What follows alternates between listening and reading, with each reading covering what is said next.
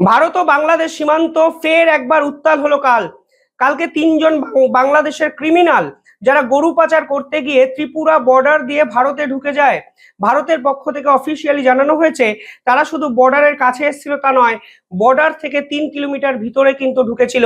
এই ভিতরে ঢোকার পর যখন গ্রামবাসীরা তাদেরকে ঘিরে ফেলে তখন গ্রামবাসীর উপরে তারা লোহা বল্লম কাটারি ইত্যাদি দিয়ে আঘাত করতে চায়।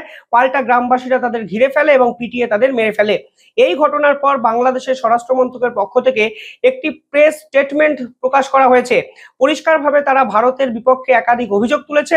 আরেকটি ইন্টারেস্টিং লাইন তারা লিখেছে যে এই অনুপ্রবেশকারীরা যে কোনো দেশেরই হোক না কেন, এইভাবে পিটিয়ে মারার মতো কিছু হয়নি, মানবাধিকার লঙ্ঘন করেছে ভারত।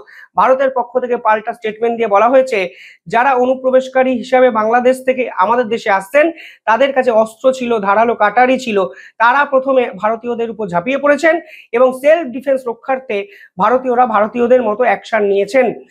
প্রশ্নটা হলো, দিনের পর দিন এই অনুপ্রবেশকারী ইস্যু বাড়ার ফলেও মোহাম্মদ ইউনূস কেন এই পুরো বিষয়টিকে এড়িয়ে যাচ্ছেন?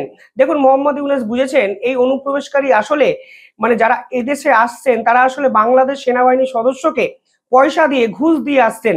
কারণ যদি বাংলাদেশ সীমান্ত যদি সুরক্ষিত থাকতো তাহলে কিন্তু এই অনুপ্রবেশকারীরা কোনোভাবেই ভারত অব্দি পৌঁছাতে পারতো না।